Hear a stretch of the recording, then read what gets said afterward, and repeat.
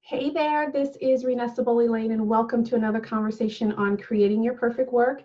If you follow me, then you know it is my life's mission to equip you to discover, design, and get highly paid doing work you love, whether that means radically changing careers, launching a business, or bringing a big idea to life.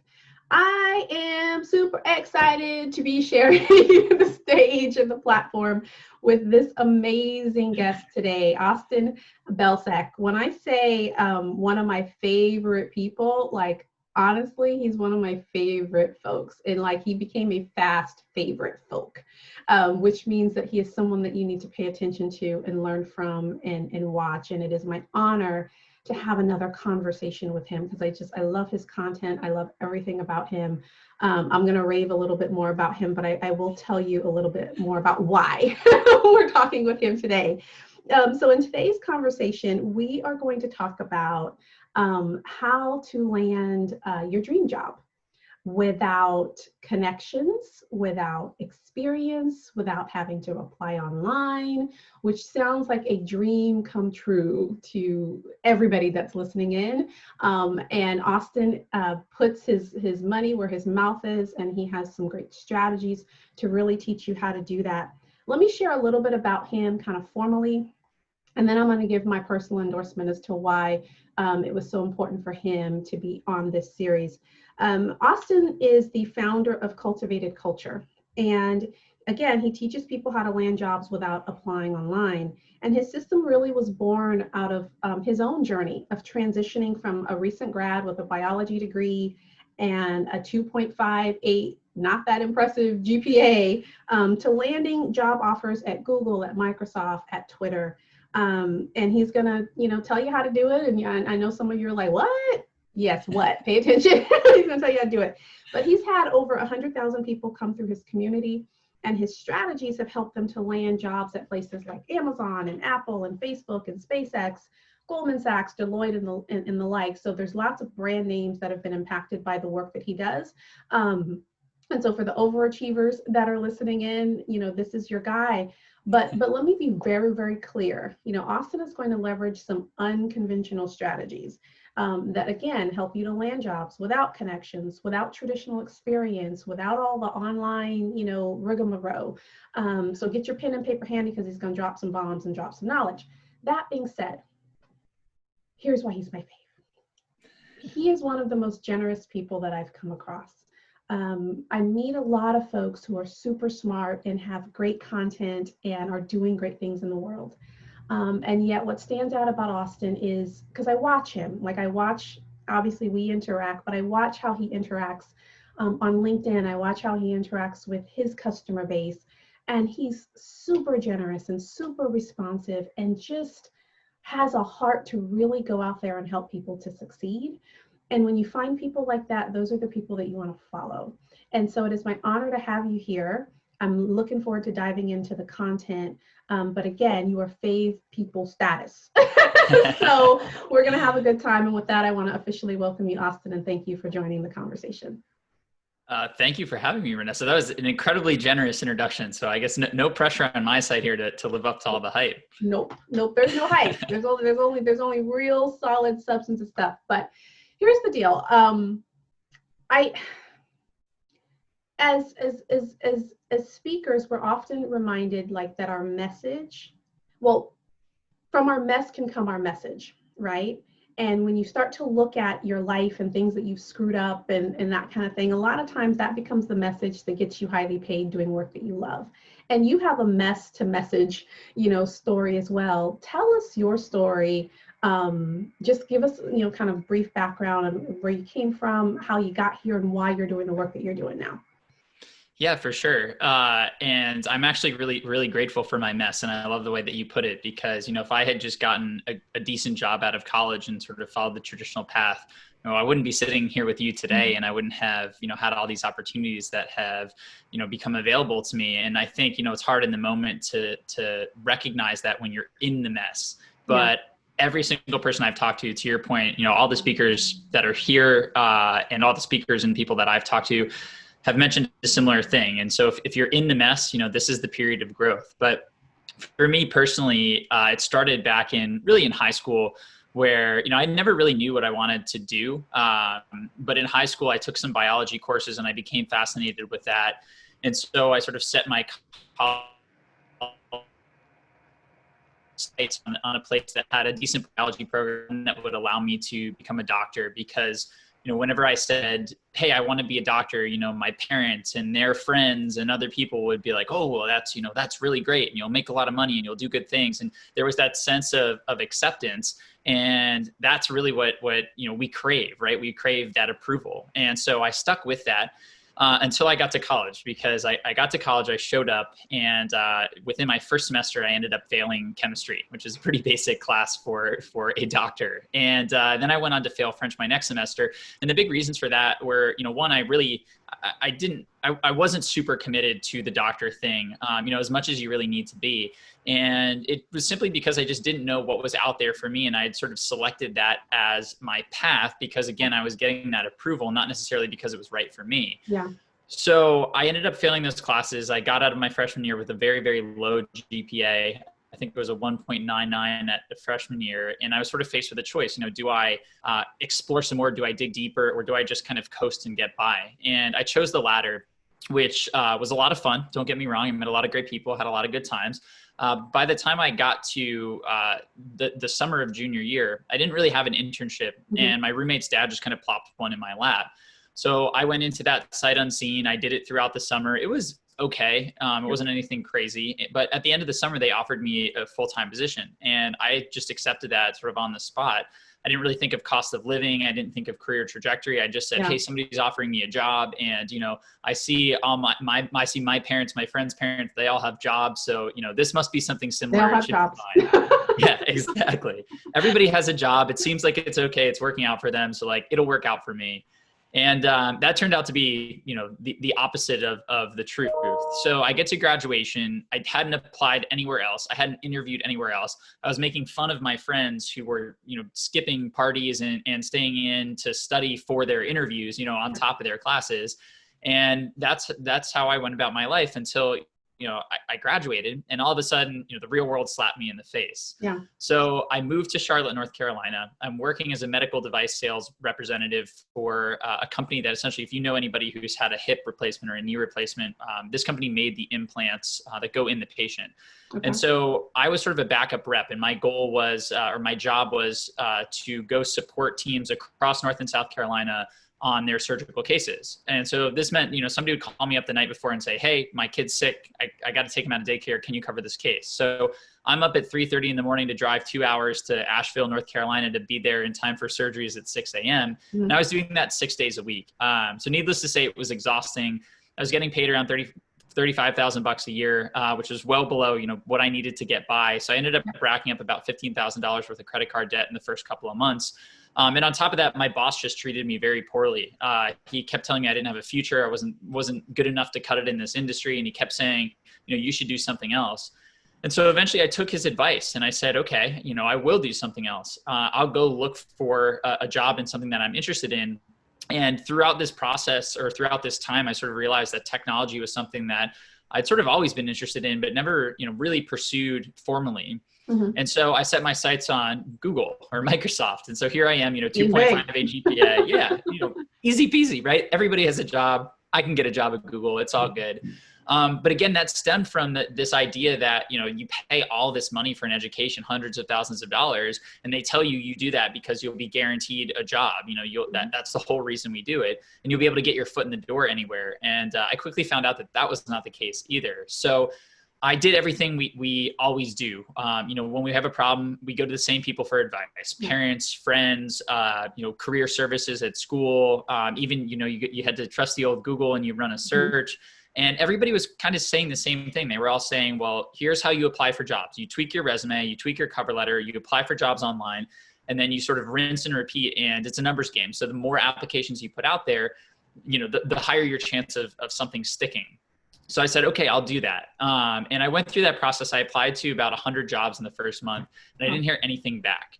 And I was a little bit frustrated because, I went to college. I should be able to get my foot in the door. Everybody's telling me this is the way. Yeah. And nothing came of it. So I said, all right, what's wrong? So I went back to those same people and they told me the same thing. It's a numbers game. You haven't applied to enough places. Keep it up, keep it going. And that's what I did.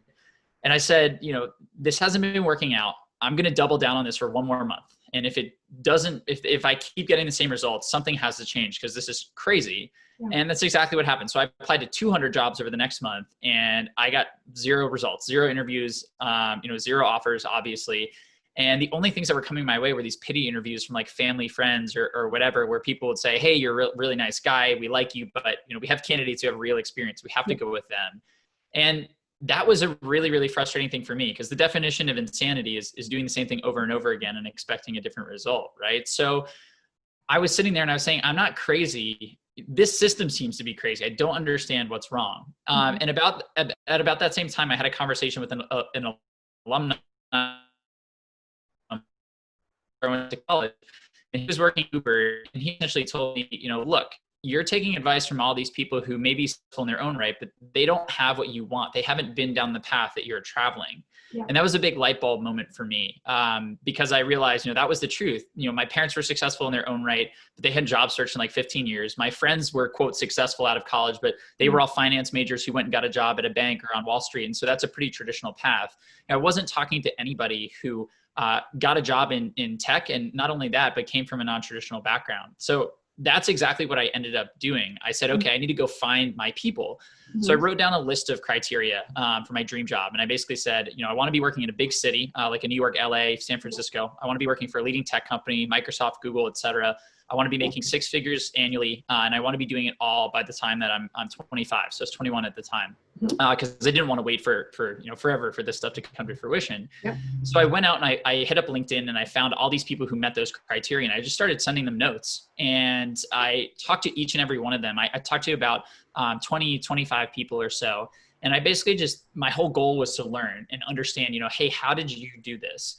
And I took all of their stories and I sort of extracted both the common themes, the common threads across all of their stories, as well as the strategies and tactics that sort of resonated with me. And really what it came down to was 2 things. So thing number 1 was all these people had gotten referred into their job. And that doesn't necessarily mean that they knew somebody at the company, who was a family friend or an alumni. They actually went out and built relationships with those people in some cases. And the second part was a lot of these people found a way to go above and beyond to illustrate their value outside of just a resume or a cover letter or an online application. And so the combination of those 2 things was really what allowed these people to make that transition and to get noticed at these massive, highly sought after companies.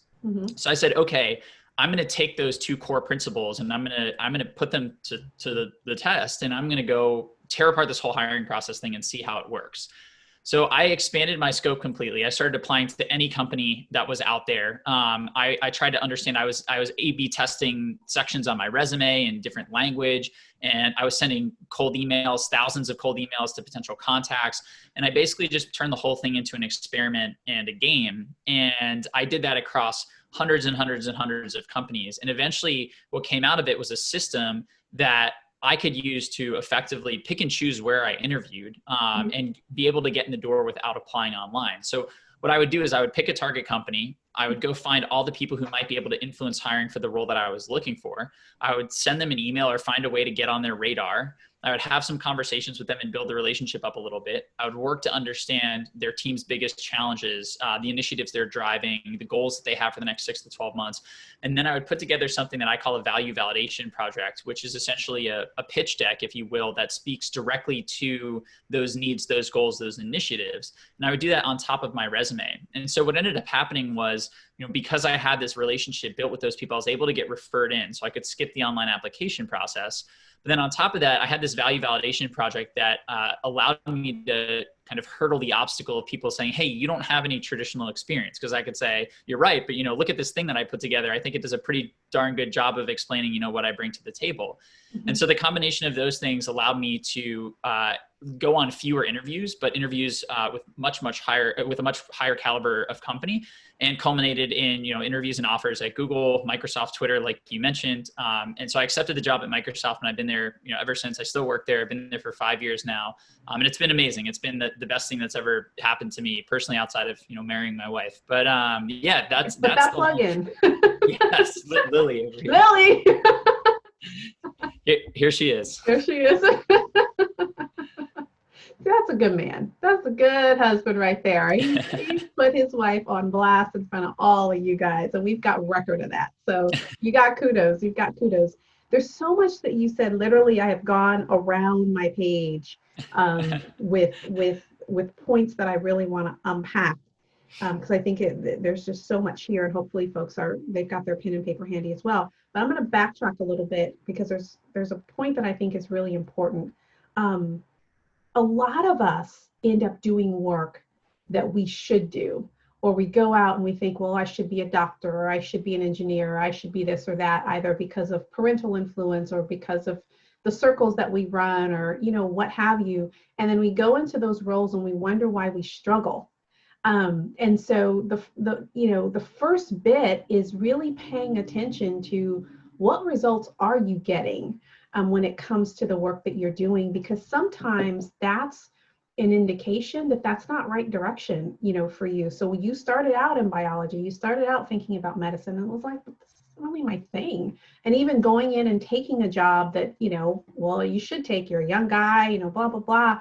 And then underperforming in the job. Like, I remember one of my early roles, my first real job out of college as well.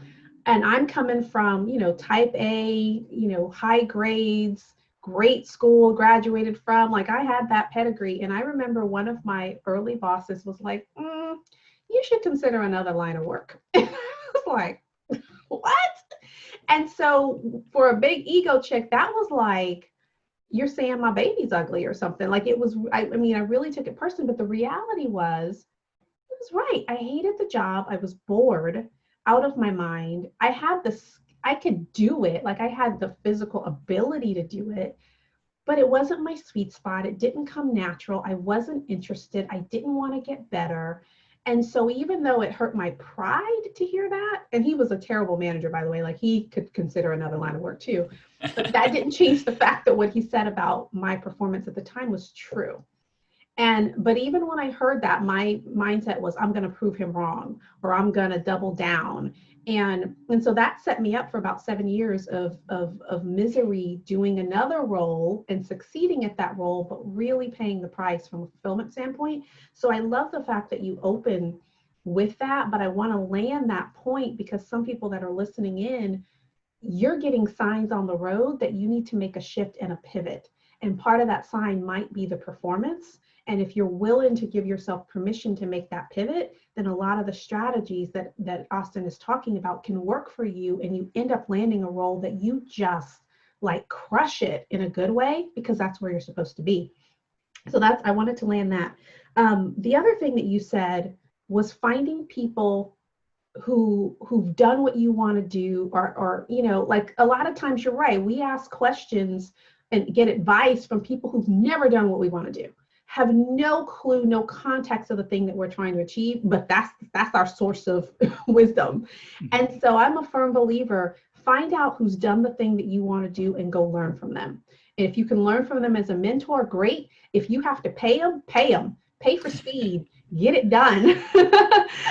So if you're trying to figure out how to get a job without connections, without experience, without online, go pay this guy to show you, invest in a program, whatever, because he's done it, right? So I think that point is really, really important.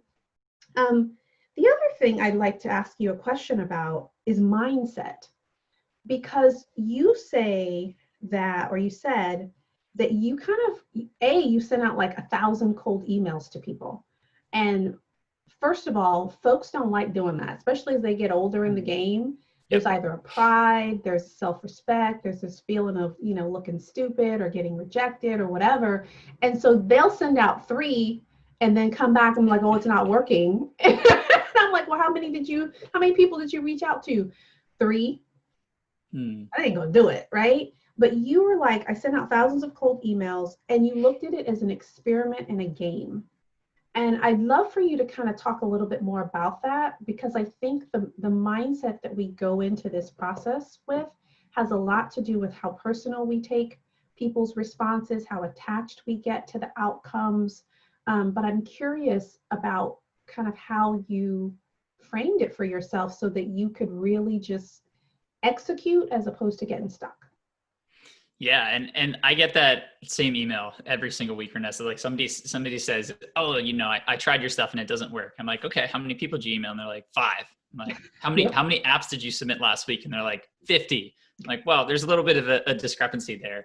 But I was terrified of sending cold emails as well. I didn't really end up deciding to do that until I felt like my back was against the wall. I was on application, close to 300, and I had started to sort of just get little bites from these companies that were sort of interesting to me. Mm-hmm. And I remember I had just gotten one rejection from somebody, and I was sitting in my car and I just kind of like lost it. I just like broke down. I was like punching my steering wheel. I was crying, and I was like, I don't know what else to do. Like nobody else has told me what else to do. And so I said, you know what, I'm literally just going to do anything that it takes, whatever. Like I'll throw my ego and everything else out the window, and I'll just go for it. Yeah. And, I hope it doesn't take an experience like that for everybody to be comfortable with this.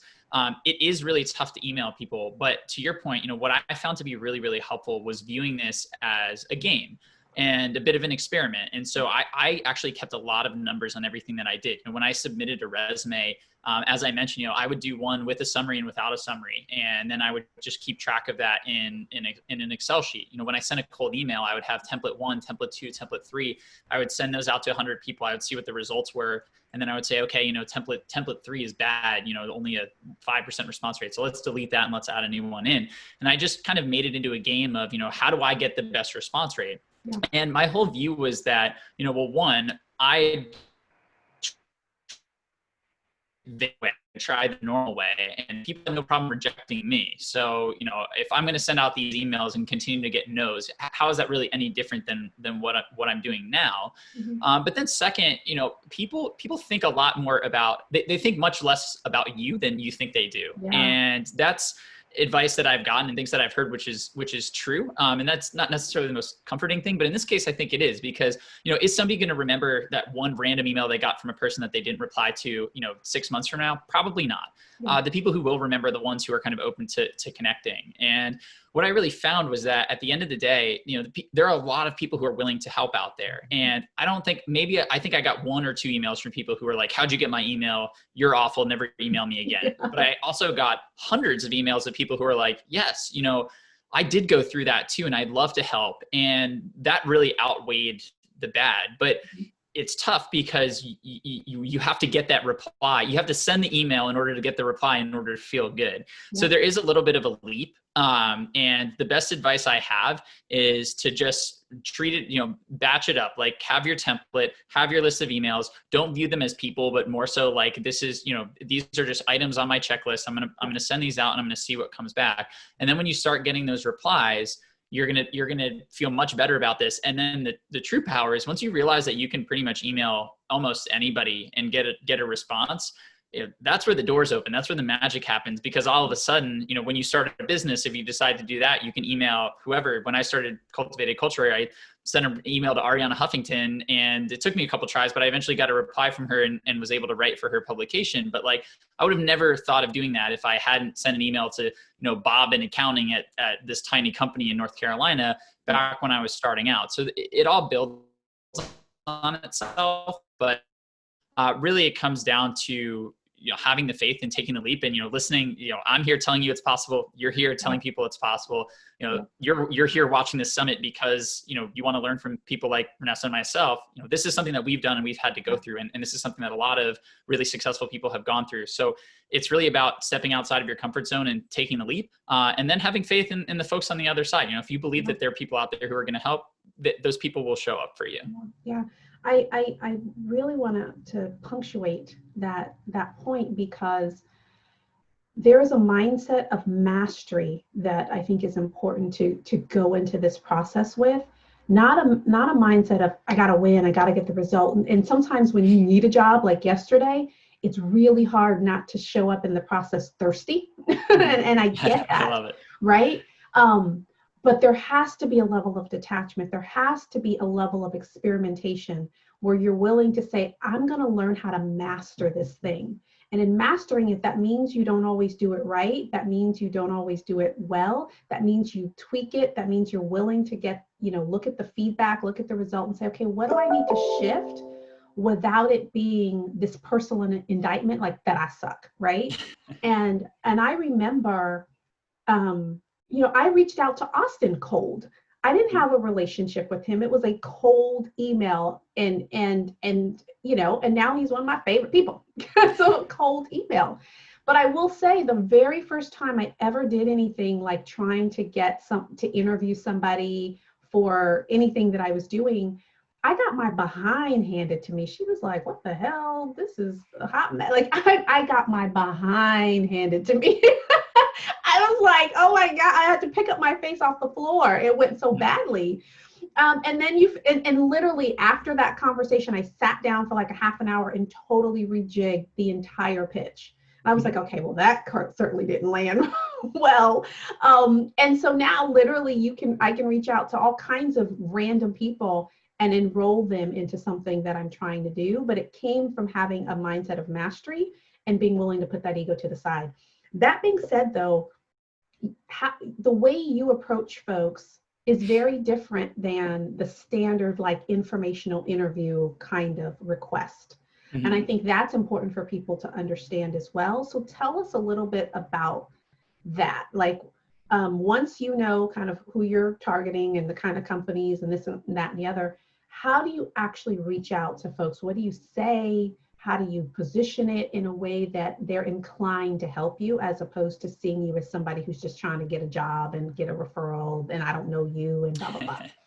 Totally. Yeah. And I think just to touch on the email piece as well, I think something that's important to understand are the metrics, because what I've come to see over the course of things here is that people they're looking for a strategy that works like most of the time. Mm-hmm. And that's not necessarily going to be the case. If you apply online, the stats say that you have a 2% chance of getting in the door. And a lot of the data that I've seen anecdotally, personally, in the research that's out there, it all sort of supports that 2% number, give or take. But when you cold email people, when you're starting, your response rate should be in the ballpark of around 10%. So that's 1 out of every 10 people probably going to get back to you. But once you start following up with people, once you start A/B testing those templates and getting better at it and working to master it, you can bump that response rate up to about 25% or so. And so if that's still only 2.5 people out of every 10, and so, but it's a huge increase over 2%, right? Mm-hmm. And so that's still the vast minority. You're going to send 100 emails, you're going to get 75 no's most likely, or non-responses, but you're going to get hopefully 25 replies, and that is increasing our odds substantially over the 2%. And that's really what we're going for. It's not necessarily what's going to work for me 100% of the time, 80% of the time, 70% of the time. It's what's going to give me the best odds for the work that I put in. Yeah. And I also really like the outreach piece, and especially going into your question, how to engage with these folks. It's sort of a win-win scenario for you, because even if you don't end up with an interview or an offer, you add somebody new to your network. And I think that this is one, that person is going to be with you for a long time. I still am very well connected to a lot of the people that I reached out to in my initial job search. But on top of that, you never know when that person's going to be able to help you. And also, I think going about it this way will really helps people understand what networking is all about, because I think people think that networking is going to a meetup or a career fair or a happy hour and shaking hands and handing out business cards and, hey, what do you do? Here's what I do. And that's not really how it happens or how it works. And then I think people are at a bit of a loss, because I was giving a workshop on relationship building at Duke pre-COVID. And I asked everybody in the room, I said, how many of you have heard of networking? And they raised their hands, every single person. And then I said, great. So if I told you, you need to get in touch with Renessa and end up on her career summit, how would you go about that? Do you know which specific steps you would take? And not a single hand went up. And I think that illustrates the fact that we all are told, you need to network, you need to build relationships, but then nobody tells us how to do it. Mm-hmm. And that makes it really, really tough, because when something's unfamiliar and outside of our comfort zone, we sort of stay within what we know. Yep. And this is leading into the answer of your question. And what we know is typically sending an email that says, hey, you work at this company and there's a job opening and I'd really like that job. And so here's my resume. Yeah. And people say, well, I reached out to somebody at that company. You know, I went above and beyond because I emailed the person instead of just applying online. And that's not really doing anything for you. So if we take a step back and we think about how relationships are formed, you know, first and foremost, the golden rule, if you want to build a good relationship with somebody, you need to make about them. You sort of need to add value before you make an ask. You can think of relationships sort of like a bank where if a referral costs you, you know, 20 social dollars. Uh-oh. that $20 mark, and now you can make that withdrawal knowing that the other person is going to show up for you. So that's sort of the crux of my view on reaching out and building relationships. But if we think about, you know, good relationships and bad relationships, they have common criteria. So bad relationships tend to be they tend to be self-serving. So one person has an agenda and they don't really care about the other person's interests. They sort of just show up and say, hey, here's what I need. They tend to be convenient. So that ask only really comes when, you know, it's convenient for that person when they need something, but they're not really ever around, you know, when you need something. And that's essentially, you know, if we think of any bad relationship that we have, that person has really shown up. They've been self-interested. They haven't really cared about us. They kind of check those boxes. Whereas if we think about the good relationships we have, they tend to lead with some sort of value. You know, maybe a colleague helped you finish up that project that you were behind on, or that, you know, really mattered to you and helped you get that deal through, or whatever it was. Or maybe somebody introduced you to a mutual connection who was you know, become a really good friend, or whatever it is. And that value tends to be unconditional. So they make that ask, or they do that thing for you, they help you, and they're not showing up immediately saying, all right, well, now you owe me, you know, I did this thing for you. Where's my thing? And then it tends to be, you know, the two parties tend to have common goals, or common values, or some sort of shared connection. And finally, it happens in layers. You know, if we think about any really good relationship that we have, you know, friends, family, colleagues, it's not like we had coffee with them once and now all of a sudden they're in our inner circle, right? It was small layers of interactions over time. And so I think job seekers tend to feel like, well, if I just get that one networking call, I'll get that, you know, referral into Google and I'll be, you know, right up there at the top and I'll be good to go. And that's not necessarily how this works. So if we think about the natural inclination of outreach for a job, a lot of people use what I call a me mindset. And this, you know, if we look at the criteria of bad relationships, this checks all the boxes. So we show up when it's convenient for us because we need a job, and we say, hey, person, you've worked your butt off your whole career to get this job at this amazing company. Now I just want you to refer me in. How's that sound? And that's like, you know, doesn't sound great. Doesn't sound great to me on the other side. And so, you know, what you're effectively asking me, I get this email all the time from Microsoft. And so what you're effectively asking me to do is go to my boss at Microsoft and say, hey, this person who I've never met before or interacted with outside of one email that they've sent me is worth hundreds of thousands of dollars every year. And they are going to, you know, really drive Microsoft's mission forward, and they're going to be a great hire.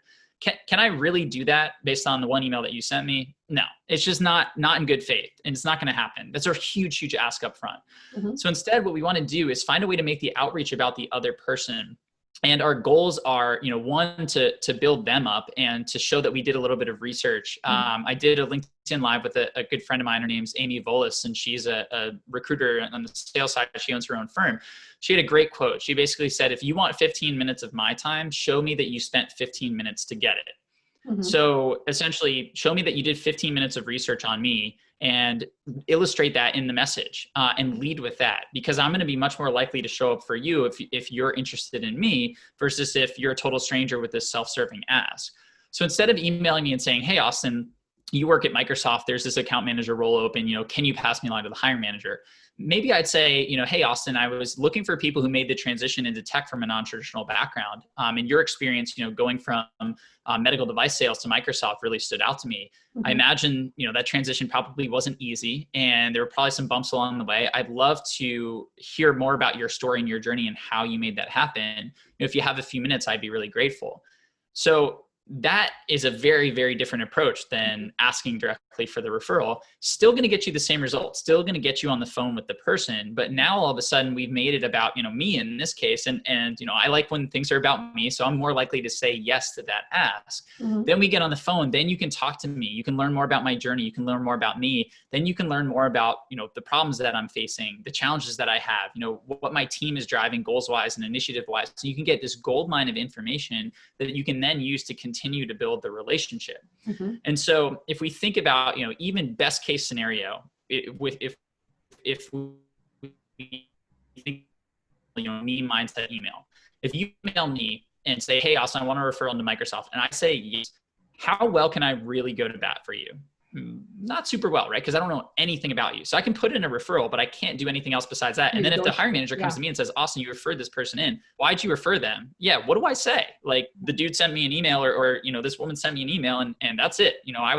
I fell right over. Whereas if we build a relationship and we talk and we have a conversation, and then, you ask for the referral after you've added some value to me and we've kind of talked and gone through things. Now, all of a sudden I can say, well, yeah, I got this email from this person. We had a few conversations and I think they'd be a great fit. Here's why. They have this experience at this company doing ABC. They also have this other experience doing XYZ. And I think the combination of the two really help us achieve our goals. Mm-hmm. I can advocate for you in a much, much better way if we have a little bit of a relationship. So my whole goal with the relationship building and the outreach is to add as much value to you as I possibly can. And I'm looking to do that. It's sort of like the analogy I have is when I was a kid playing soccer, our coach would always be like, guys, you got to pass it 5 times before you shoot. Like, nobody's just getting the ball and shooting. All right. This is a team sport. Same type of thing. You need to add 4 pieces of value before you make that ask, or you need to have 4 interactions that are about them and you're not asking about something before you then make that ask, because then you build the relationship, then you build the rapport, and you bring it to a point where making that ask is okay because you have that established relationship already. So that's a little bit of the approach at a high level. So then for someone who's going into that conversation, they've made the decision that it's not going to be a me conversation. They're going to resist the temptation to, talk for 5 minutes and be like, so there's this job, right? I'm interested in the conversation. What kind of value could they actually add to the person? Like, how should they be thinking about value to even have an idea of what they can deposit? So the biggest thing you can do, and one, value doesn't have to be given immediately in that conversation. Yep. And it's actually even probably better for you if there's a great opportunity to do so, add that value. But if you can take time to process and do some more research and think on it, and then add the value in a follow-up, that also works great as well. But leading into the interview, the informational interview, the conversation, I do as much research as I possibly can, both on the company and the person. So on the company side, I'll be listening to their earnings calls. I'll be looking up news articles. I will be listening to interviews with executives. I will be digging up as much info as I possibly can on the company and their side of the business so that I can show up and be informed in the conversation. What I found is that people who are willing to help are willing to help, but the level that they help you at, the level that they show up at is going to be sort of equal to how you show up. So if I'm coming in and I say, hey, Austin, you're a partner manager at Microsoft. What does that mean? What does a day in your life look like? If I'm willing to help you, I'll tell you, that's fine. But do I view you as somebody who's like my peer and as credible to be, referred into a partner manager role? Not necessarily. But if you show up and you say, hey, Austin, I was doing some research and I listened to this keynote from the VP of Microsoft Advertising. And he was talking about how the partner program is going to add, this specific value in the next fiscal year. And you guys are really driving against A and B. How's that going? And I'd imagine that, this might be a potential challenge. Have you guys run into that? All of a sudden I say, whoa, you listened to an interview, you've done your research, I have a lot of respect for that. So now, boop, you're up on my level. And I'm going to interact with you in a very, very different way. Mm-hmm. So the research up front is key. Next, when you're going through the conversation, the way I like to structure it is first half of the conversation, you're focusing on them. Let them tell their story, give them that runway, just repeat what you emailed them. Hey, Austin, thanks so much for taking the time to hop on the call. Like I mentioned in my email, I was really impressed by your transition from medical device sales to Microsoft. Can you take me back to the beginning and tell me, why'd you decide to leave medical device sales? And then let's take it from there. Boom. You just gave me, a runway to tell my entire story. So I do that for 10 minutes. And then we can segue into what's going on now. So, hey, Austin, thanks for telling me your story. It sounds like your job at Microsoft is really cool. I was doing that research and I listened to that interview with the VP, yada, yada, yada.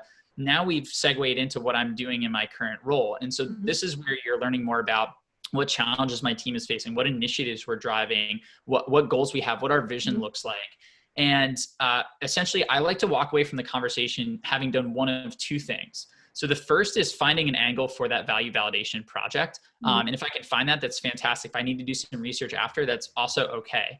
The second is another speaker who we both love, one of my favorite people, Madeline Mann. She says, you should ask for this or that advice. And so this or that advice is essentially saying, hey, say that one more time, Austin, because you broke up sure. a little bit. So So the advice from Madeline, say that again. Yeah. So it's asking for this or that advice. So Madeline came up with that term and I really like it because essentially what that means is at some point in the conversation, you want to ask for actionable advice, but you don't want to say, hey, what's your advice for becoming a better project manager or whatever? Because that's a very, very open-ended question. Instead, you want to say, thanks so much for the time. I learned a lot from you and I'm really looking to strengthen my position as a candidate for a project manager. Would you recommend that I do A thing or B thing? So this or that.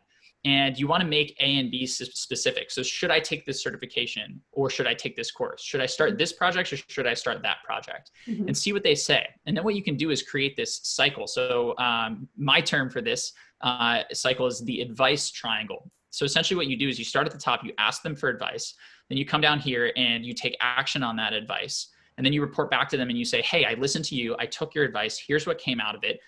What's next? We ask for advice again. So now we're in this cycle of ask, action, report back, ask. And that just keeps the door open for the conversation to continue. But on top of that, it helps build investment because a lot of people ask for advice and then disappear. You never hear from them again. But if you show up, if you show up and you say, I took your advice, I listened to what you had to say, I'm going to be more compelled to give you more advice, better advice, deeper advice. And we're keeping the conversation going. And then once I've gone through that enough, I should be able to feel confident enough to ask for a referral or maybe a value validation project pops up. So the value is really at the end of the day, what you're looking for is a way to keep the conversation going and build that investment. And value can be recognizing somebody for something they've done, as in you gave me great advice and I'm recognizing that. Or it could be helping somebody solve a problem or finding a way to make their life easier. Hey, I did some research on this company. I talked to a few of your customers. Here are 3 ideas to help you, solve this problem or, enhance this initiative. And so that's sort of the next step in the process there. That right there is golden. Like that right there is golden. And that's golden. And the reason I'm loving this because the reason why you want to listen to people and talk to them and listen to them, last time we had a conversation, you didn't say anything about that advice triangle. It's a new iteration. It's a new iteration. See, that's why I wanted to talk again. I knew there was going to be something good, but that, guys, is golden because the reality is, and I cannot tell you how many people will get free advice from me about whatever. It could be casual, it could be in a strategy session or whatever. It could be mentoring somebody that's younger, and I will never hear from them again. And it'll be like gold advice, like gold. And I'm like, I wonder whatever happened with so-and-so. And the person never comes back and says, here's what I did, and, be able to move on. And I think that is golden. And it's golden because it builds credibility. It sets you up as someone who follows through, because when someone is making a recommendation, a referral or whatever for you, they're putting their name on the line. They're putting their reputation on the line for you. And the reason why people are hesitant to do it is because I'm not going to recommend the okie doke. I don't know this guy. Is he going to come in and act a fool? And then that's Renessa recommended, John. And so people are thinking about that. And so what's great about this is that it's very specific. Like, should I do A? Should I do B? And the through line that I'm seeing in the things that you're saying today is about specificity, being very specific about the type of role that you're looking for, being very specific about the companies that you want to work for. And when people get kind of desperate in the job search, it's like, I'll take kind of anything. And that's not if you're trying to get highly paid doing work you love, it's important. Nothing becomes dynamic until it becomes specific. It's important to get really, really specific and really targeted so that you don't just end up with anything. And then when you're asking advice, it's important to be really specific about that advice too. And so it doesn't have to take long, but it does have to be, there's diligence and there's a level of deliberateness that is required in this process. And if you're looking for the silver bullet, this ain't it. It's not going to happen, but it actually will get you the result that you want, right? And so, you gotta land the plane. One thing I want you to talk about really, really quickly, two things. I want you to talk about the idea of, and the other thing I want to say is, what I love about what we're talking about here is Austin is telling you up front, this is work, y'all. This isn't, send a couple emails and then call it a day. Like, you've got to be diligent if that's what you want to do. But if you know that up front, if you know it's going to take you, 50 conversations or 100 conversations, whatever, then hey, just get through your 50 and 100 conversations and do what you need to do. But if you're thinking this is a walk in the park, you're going to get your feelings hurt. But if you're willing to step in and lean into it, it's going to get you the result that you want.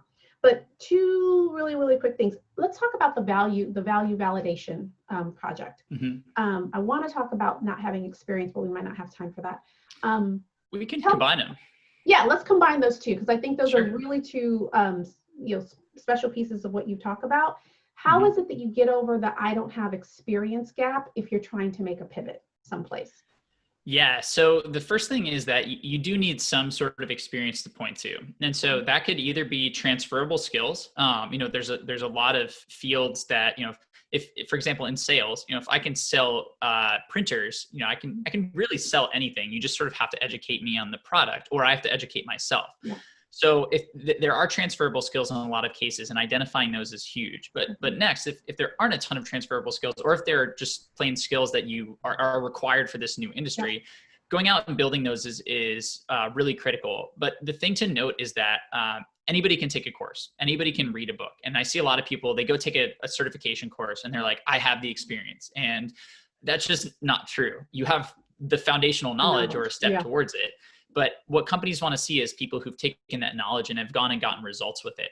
So the value validation project is a great way to showcase your results. But essentially, this is exactly what I used when people were coming at me and saying, hey, you don't have any experience in marketing.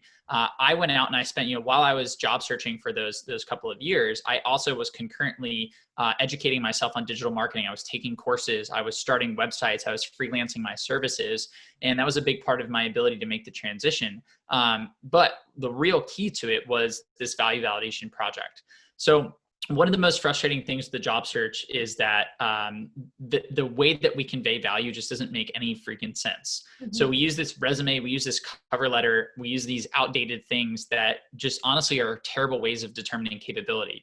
When I was younger, soccer reference again, but fall was tryout season. So I didn't show up to tryouts with a piece of paper that was like, hey, I scored 6 goals last year and I can kick the ball 30 yards. I showed up and I played. And then the coach said, you're good enough, or better luck next year. Yeah. And so the value validation project essentially lets you, quote, try out for the role. So what is a VVP? Well, it's essentially a deliverable that you put together that shows you've done your research, you understand either one of their goals, one of their pain points, one of their challenges, one of their initiatives. It shows that you've done some research and you offer up some sort of solution or idea or suggestion that helps illustrate your value and helps add value to them. So it's essentially a marriage of here's what the company in the role needs, wants, is looking for, and here's your experience. The VVP allows you to kind of merge those two things. So I'll give you an example. One of the people that I was coaching, she was a student, which I find a lot of people or a lot of students say, I don't really have anything to add, or what could I give to this company? She wanted a job at Microsoft on Microsoft Teams. And so instead of just, throwing her online application in, she went out and she surveyed a bunch of Microsoft users, a bunch of Slack users, which is Microsoft Teams' biggest competitor, and a bunch of Microsoft Teams users. And she essentially consolidated all the data from that survey. Then she went and looked at reviews in the App Store and just online in general. And she consolidated a lot of that data. And she looked through everything and she found 3 ways that Microsoft could basically gain market share and increase the user base of Microsoft Teams. So one of them was the fact that Microsoft has all these users already who use Office. Teams is free with Office, but they aren't using Teams. Why is that? Well, maybe they're just not aware of it. So what if we use Microsoft's existing product structure to push them into Teams where it makes sense? So for me, one of the most frustrating things for me is when I make a sales deck and it's bigger than 20 megabytes, so I can't email it. And I'm like, how the heck do I get this deck to this person? And so one of the easiest things would be, what if PowerPoint was smart enough to have a little pop-up that says, hey, your deck's bigger than 20 megabytes. Why don't you try sending it through Teams? So then maybe I send it to you through Teams, Renessa, and then you ping me back in Teams, hey, send the deck, and I ping you on Teams and say, did you see slide 10? And now boom, all of a sudden we're having a conversation. It was beneficial for me to start the conversation there. So we're not shoving it down people's throat, but we're serving it up when it makes sense to them. Yep. So that was one piece of feedback. Another piece of feedback was, when do I use Teams versus say Outlook or Yammer or OneNote or any of these other, communication tools that Microsoft has? Well, her suggestion was having an interactive map that basically says, hey, here are all of our products. Here's all the stuff you get for free. And here are the best uses for each one of them. So that was the second piece. And then the third was a lot of the reviews in the App Store said that the mobile app for Teams just wasn't great. And so she went and she found the specific issues that people cited. And she came in and she said, okay, here's how we can fix these, suggestion 1, suggestion 2, suggestion 3. And so she led with that. That's what she emailed to, instead of applying online, she just blasted that to all the different recruiters and potential hiring managers for the roles that she wanted. And she ended up, being brought in. And that was the focal point of her interviews. Everybody was like, tell me more about this. How'd you put it together? And that's what allowed her, she ended up getting the offer, but that's what separated her from everybody else. And the key part there, I think, is that became the conversation point. So I saw the same thing when I put together a value validation project in my job search. The focus was no longer, hey, Austin, you don't have enough experience. You don't have enough formal experience. It was, hey, how the heck did you put this together? Like, this is awesome. And so it shifts the conversation away from your non-traditional background or whatever it is you're trying to, get away from. And it allows you to focus the spotlight on, hey guys, like, focus on this thing. This is what matters. Yeah. I'm gonna land this plane because we're running close to time here, but there's a couple points I want to nail that I think are beautiful about this. I often will share with clients, even when you're dealing with resumes and all that kind of stuff, if you any marketing collateral you put out, when it's strategic, you get to design the interview conversation that you want to have. Like, you plant the seeds in what you say. So if your resume and all that is vanilla, then you're going to have a vanilla conversation. But if it's Rocky Road, then you're going to have the interview that is so unique to you because you have planted the seeds that are so irresistible that all they want to talk about is the stuff you want to talk about. This value validation project is just that thing. Like, because from what I'm hearing from you, it's leading with that, as opposed to this being your follow-up or your thank you or whatnot. It's, hey, let me go to the folks who might have influence on this decision, or folks that might be on the team that I'm trying to get on, and let me get this in front of their radar screen. That becomes the focal point of why they even want to have a conversation with you. And so now we're not talking about the experience you don't have. We're not talking about the pivot that you're making. We're not talking about why you don't look like the traditional candidate we would have had on the job description. We're talking about this really interesting idea that you have. The other piece of this is that your idea doesn't even have to be right. Like, it doesn't have to be something that they adopt and totally, transforms their whole department and how they do business and launches a new product. No, it's just the fact that you have thought that deeply about the issues, that deeply about their product or their services or whatnot. Man, that puts you so far above the fray, right? And so it's not about getting it right. It's like when you have those management consulting interviews and they give you this random like case study question. It's not about did you get the answer right? It's like, how did you think about this issue, right? So I love so much of what we talked about. We could go on forever, but we both have hard stops. So y'all, we gotta go. But that being said, Austin has a free gift. I want you to share about it. We're gonna tell people how to get access to it. And then we'll kind of close it out. So I'll turn that over to you. Yeah, for sure. So we just have a ton of free tools on the Cultivated Culture site. We have a resume builder. We have a resume scanner that allows you to upload your resume and the target job description and tell you how well you match up and what keywords you need to include. We have a resume bullet analyzer. We have a tool called mailscoop.io that will let you find these hiring managers' email address so you can reach out to them directly. There's a ton of free tools. You can find all of them at cultivatedculture.com/tools. And again, no credit card, no nothing, they're all free. My goal is to, make it easy for you guys to get results here. So yeah, check them out. Get the link below, click. You don't even have to pick up anything free yet. Just get on his mailing list, follow him. LinkedIn, he's got a huge following on LinkedIn. His stuff is good. It's quality. I've bought Austin's stuff. I've gifted his stuff to other people. So I've gone beyond the free, and I put my money where I believe in people's content. So I can't say highly enough about how good I think the quality of the content is. And I think you got just a taste of this in this conversation as well. But there's lots there. But here's the thing. For those of you who are thinking about a pivot, those of you who you're itching to do something different, now is the time to start this process. You don't want to start the process when you're hungry and when you're thirsty or when you're laid off or when you absolutely need to find your next job like yesterday, because all the things that he's talking about here that are so on point, you're not going to want to do because you're going to be thirsty and you're going to have a time limit that's going to make all of this feels like too much work. But if you take the time now and really become deliberate about where you want to go and what you want to be, the opportunity for you to step into a sweet role, doing work that you love, getting highly paid to do it, and going above the fray of applications and this and that and the other, this stuff is gold. So with that, I'll say on behalf of Austin as well as myself that we wish you the absolute best, so much success and happiness, and we will see you guys the next time. Bye-bye. See you guys.